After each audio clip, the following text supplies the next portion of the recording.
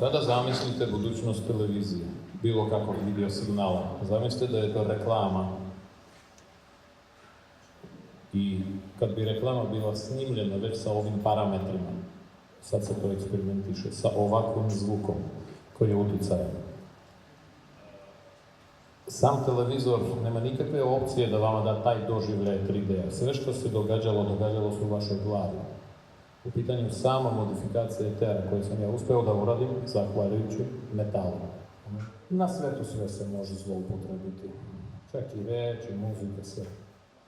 Sad, ovo je taj kabel gdje nećete vidjeti apsolutno ništa.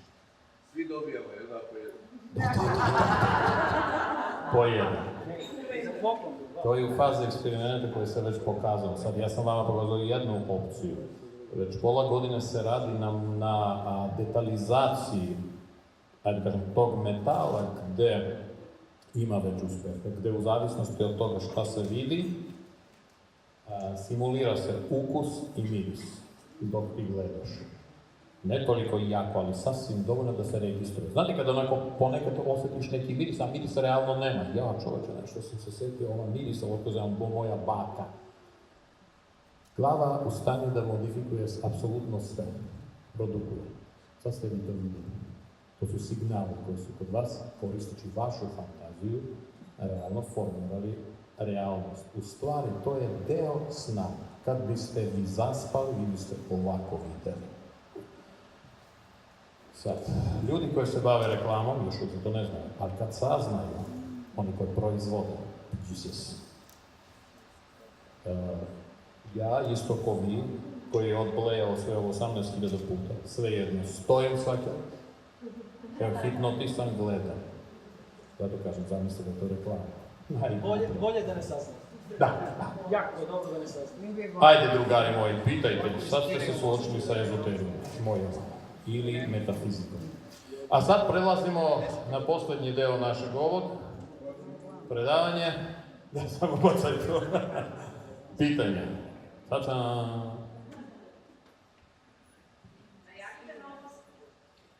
A ovo su bile stare stvari, jasno.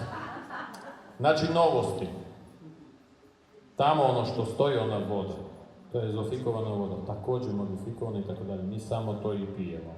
Vrlo djelotvorno. Tačno zna šta u organizmu treba da pokrene. Popite to, plus vrlo uskoro, to znači za neka 4 mjeseca će biti u prodaji. To ide pilula, mislim supliment, pilula koja se zove self-confidence. Flipnuto do ludila. Eksperimenti koji traju već 6 mjeseci, preko 100 ljudi prošlo po drugi, treći krug, pokazali su wow, sve i svašta. Ja ću objasniti šta ono radi, isto po televizoru. Eliminiše sve šta remeti self-confidence. Bukvalno, treba da osjećaš, moraš da osjećaš tvrdo i sigurno. Šta god remeti tom stanju, ona se eliminiše. Self-confidence, koje te ti laže, onda ti laže. Ne samo gubljenje i dodavanje, obrnuto. Reorganizacija tela i tako dalje. Hoćeš sada imamo ovoliko već reports.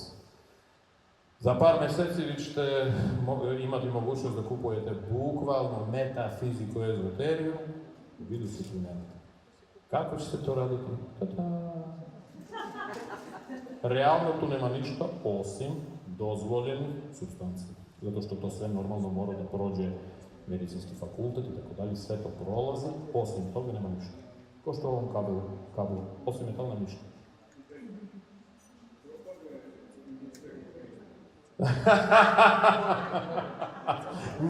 Nisi ti prvi koji pita to. A da li se može napraviti droga bez droge? Realno da. I ne mora da se pravi, sam mozak proizvodi drogu.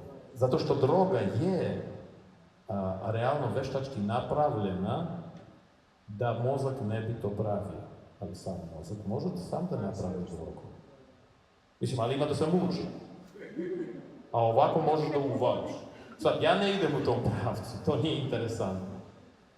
Ali kad tad, za 100 godina, znaš kad omatori, zamisli pilulu, kad popiješ i tebi se zdravstveno stanje izbalansira. To je moguće. Medicina to sigurno neće voditi. Sigurno. Je li ima Ali veze je- sa čekaj. homeopatijom? Ne. To je sve staro. Sve staro. Ne staromodno. Ta vremena su prošla. Sad dolazi, ja sam rekao, dolazi vremena metafizike i fizike. Metabiologije i biologije. Znači, potpuno drugi prilazi na nauku, na standardnu nauku, da bi se proširio dijapazonak. Ovo što sam ja uradio, to se može napraviti. Mislim, nije ovo, tu ima tajna, ali to se može reproducirati, pa ja valjda reprodukujem, to je metal. Znači, u nekom smislu to potpada pod nauku. Kad bi ja otvorio recept, kako se to radi i gdje se to radi, na koji način, vi biste mogli da napravite takav metal. Ne da. To nije lepo. To nije lepo. Još pitanje, izvolite. ste rekli na početku da doći vreme gdje ćemo imati ono što mislimo što nam treba. Na neki način Gurdjieff je govorio o tome da to vreme i sad samo mi ne znamo. Da ovdje dobijemo ono što hoću, ali ne znamo da baš to hoću. I da patim zbog nekog nespada, pa možda malo koja je razlika.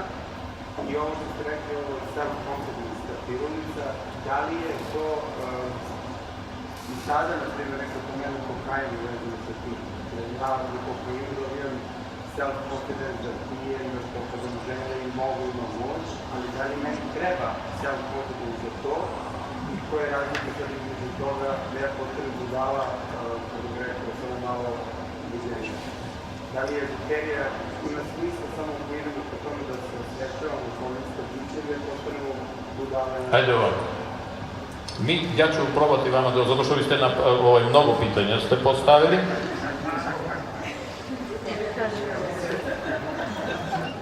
Da li, evo, primjer, ja sam sam svoj prvi primjer. Da nisam ja takav ili stvorio sebe takvog, ja ne bi mogao da stvorim ove stvari koje stvaram. Da li ja ostavljam utisak čoveka koji ne kontroliše ili šta god od onoga što ste rekli, koji koristi kokain, je to nikad, koji ne puši. Ne. Vi ste sada pomešali stvari koje imaju paralelne efekte, destruktivne. Jeste, pa kad se ti napiješ, pa se valjaš kao svinja, može se zvati self-confidence. Ništa ti ne smeta, ali pojenta u tome što ti ništa ni ne registruješ posle. Znači, smanjenje registracije događaja nije self-confidence. Eliminacije smetajućih vibracija ili informacije. I u tome je pitanje self-confidence.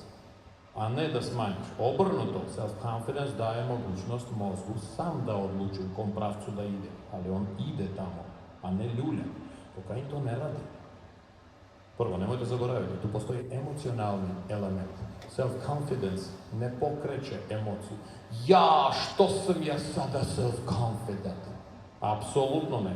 To stanje self-confidenta, to je stabilno stanje, gdje nema ljuljenja. Bukvalno beton.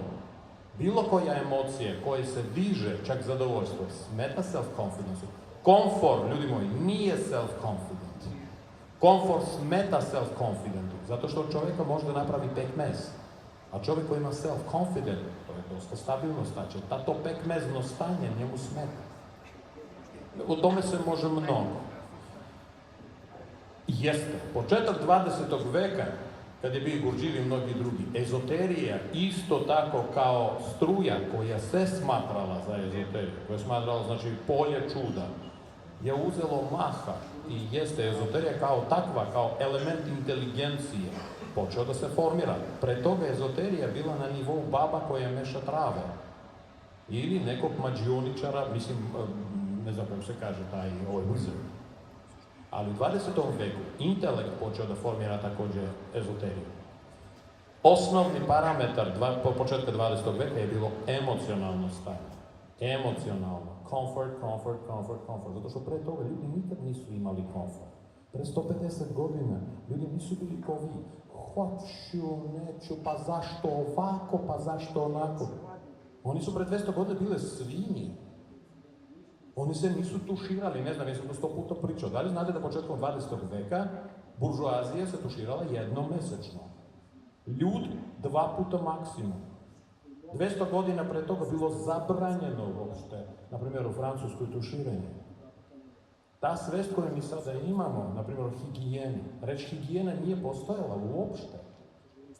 Tako da ljudi od pre 200 godina, mi ni ne znamo. Na primjer, pre 500 godina, otprilike, reč ljubav nije ni postojala kao takva. Zato što nije imalo nikakvog smisla. A posle, kad je krenulo 19. i 25. znači ležerni, mi smo krenuli da volimo.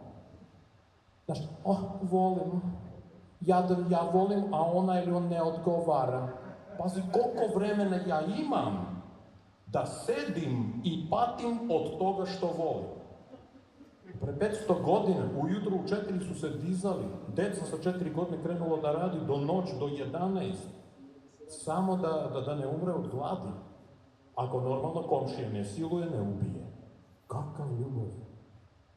To je došlo tek kasnije. Znači i emocionalni spektar čoveka do današnjeg dana, do 20. veka, on se razvijao, hvala Bogu. I onda taj emocionalni spektar pokazao čovečanstvu da emocije mogu čak da budu i prijatne, ležerne. Mi smo krenuli da gojimo svoje dupe na kaučima.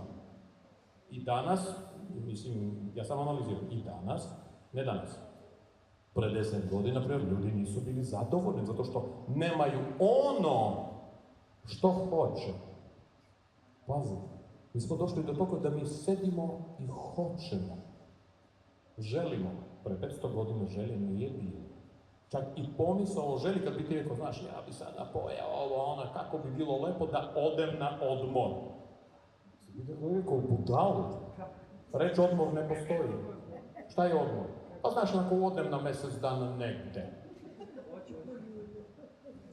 To je opasno. I selo odeš na pa 100 metara, to će tebe pojedu, te ubiju. Hoću reći, to što za nas danas sasvim normalno, pre 200 godina nije bilo normalno, ali vreme emocionalne perverzije skoro prišlo kraju.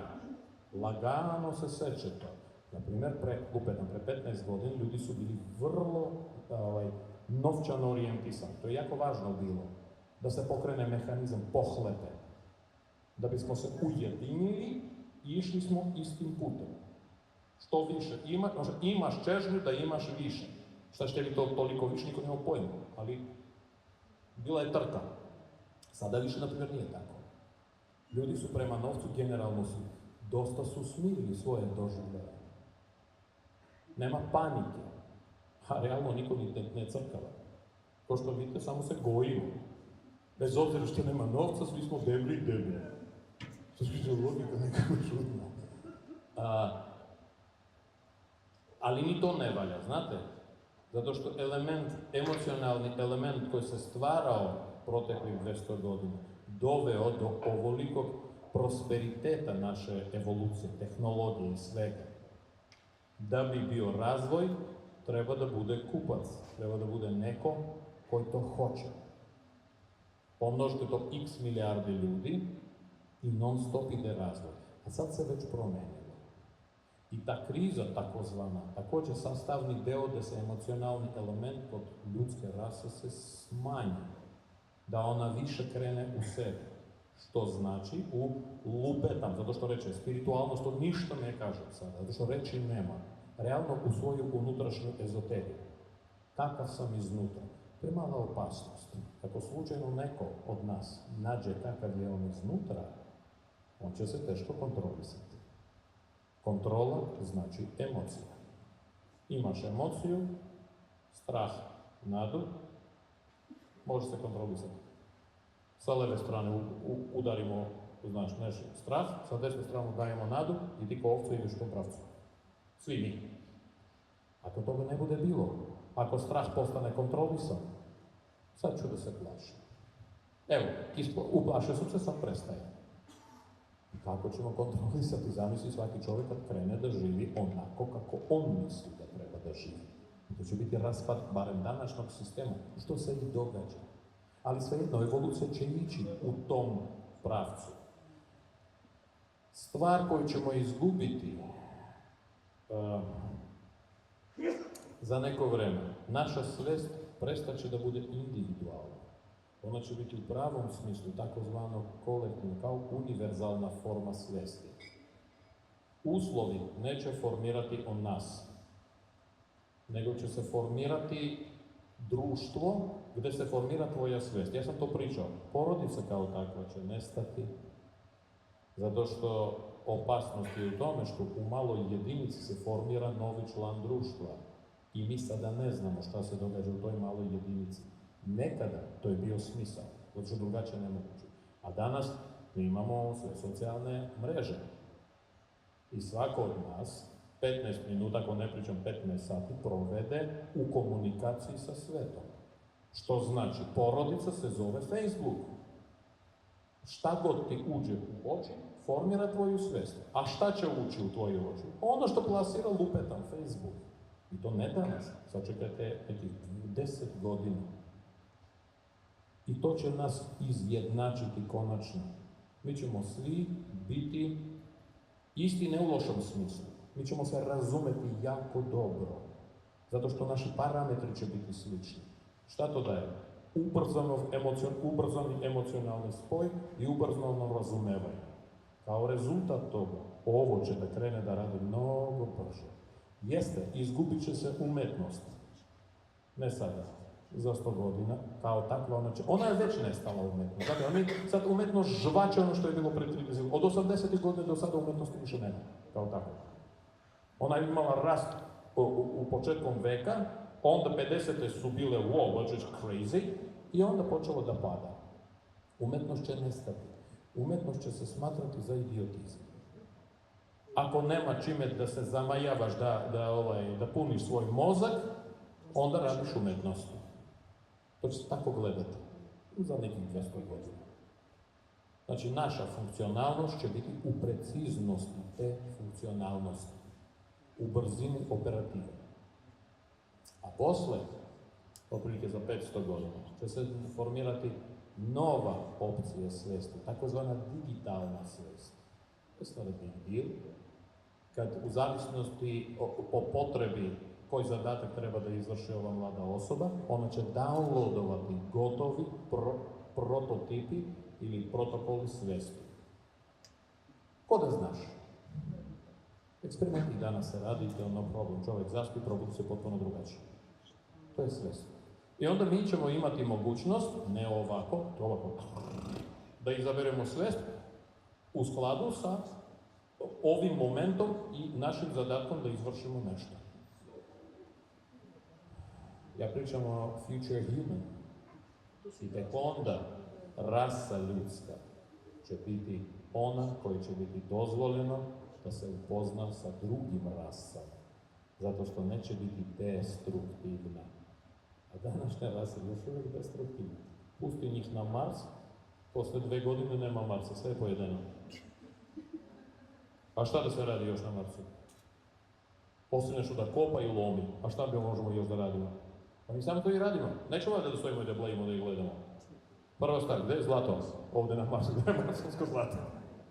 Još pitanje, izvolite. Mene interesuje, pošto vidim šta ste prilike postigli, interesuje me smisao toga gdje ćete ga vi guriti. Sad će doći vrlo zabavan odgovor. Nikakvog smisla. Nula. Ceo smisao u samom procesu. Vi ste pitali vrlo pravilno ljudsko pitanje. Gde je kraj? Da li je kraj je smisao? Čim ti planiraš da je kraj je smisao, bolje da umreš sada zato što to je kraj. Onda ispada smrt je smisao života. Mislim, možda za nekoga da. Smisao života, način na koji ćeš ti to raditi. Isto kao ova kreacija. Smisao same kreacije, sama kreacija. A gde će to da vodi? To nije na meni. Tu treba ja da pustim i kažem. Ja sam pokazao da. Jesi uzbuđen da? Pa ti vidi. Još pitanje.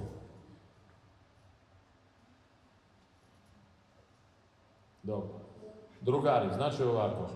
Ko ne zna gde je sfera, dobro da ste došli u našu kuću, tamo ima vizit kartice, na kraju kraju imate Lili, ona će sve vam objasniti. Mi u sferi imamo 300 čuda. Izvolite kod nas, a sada kraj mog nastupa. Aplauz.